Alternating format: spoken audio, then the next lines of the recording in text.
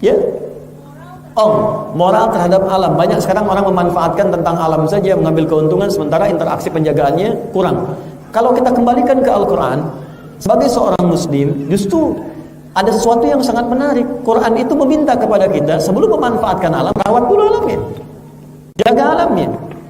Silakan Anda cek, Anda tidak akan pernah menemukan di kitab lain, bahkan yang disucikan sekalipun, sejelas dan sedetil Al-Quran, yang membimbing kita berinteraksi dengan alam dengan bimbingan yang sangat indah. Saya beri contoh misalnya, untuk lingkungan, tumbuhan, bahkan even itu tumbuhan sekalipun, dilarang dalam Al-Quran bahkan hadis merusak tumbuhan, membakar hutan, menggunduli hutan. Bahkan dalam situasi perang pun tidak boleh, kata Al-Quran, suasana kemarahan kita mencabut dan merusak tanaman. Tunjukkan pada saya kitab mana, tuntunan mana yang dalam suasana emosi tingkat tinggi dilarang kita sampai menumpahkan kemarahan pada tumbuhan.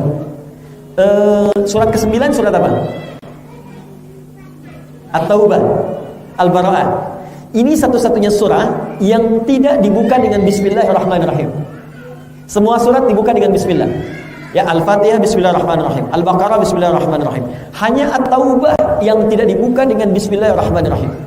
Kenapa tidak dibuka dengan Bismillahirrahmanirrahim? Karena ayat itu adalah ayat izin pertama dari Allah untuk membela diri dalam peperangan. Ya, bara'atun minallah, mulai sekarang diizinkan oleh Allah untuk membela diri ketika diserang. Sedangkan ayat Bismillahirrahmanirrahim itu ayat kasih sayang. Dalam perang itu nggak ada kasih sayang, karena itu perang tidak dibuka dengan Bismillah, karena nggak ada sayang di situ. Ya, nggak ada orang perang dengan sayang.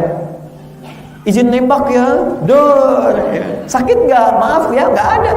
Tembak ya tembak, bom ya bom. Tapi dalam suasana yang sangat dahsyat itu pun, kata Nabi, jangan hancurkan rumah ibadah, jangan sakiti perempuan, jangan eksploitasi anak-anak, jangan aniaya orang yang sepuh, dan jangan pernah rusak lingkungan, jangan cabut tumbuhan, jangan rusak tanaman. Hadis lain, hati-hati, hati-hati. Orang yang menanam satu pohon itu, kata Nabi, yang menanam satu pohon saja, itu pahalanya luar biasa besar, bisa 1000 sampai 3000 kali lipat. Karena itu para ulama menyimpulkan, dalam suasana perang pun nggak boleh mencabut tanaman, maka dalam suasana damai jika ada yang menggunduli hutan, membakar hutan, maka dosanya 2 kali lipat dibandingkan orang yang merusak saat dalam keadaan perang. Ayatnya banyak teman-teman sekalian, bahkan di Quran sangat tersebar sekali. Dari ayat-ayat tentang lingkungan, ada yang masuk ke dalam ekosistemnya, ke binatang, ke hewan, ada yang ke air, ada yang ke kemudian tumbuhan dan macam-macam yang lainnya. Bahkan saking mulianya Al-Quran kepada lingkungan, ada nama-nama surat yang diberi nama dengan nama hewan dan tumbuhan. Al-Baqarah bukankah hewan? Ya kan? Kemudian An-Nahl bukankah hewan? Kemudian ada surat dengan tumbuhan, apa diantaranya? Nahl, ada yang terkait dengan kurma, bahkan ada yang disebutkan anggur, inab, ada yang disebutkan kemudian pisang disebutkan dalam Al-Quran, anggur disebutkan di Quran, ada disebutkan lagi misalnya kurma disebutkan dalam Quran. Itu penghargaan Quran terhadap tumbuhan untuk merawatnya. Saya kira itu, Allah Ta'ala alam bis-shawab.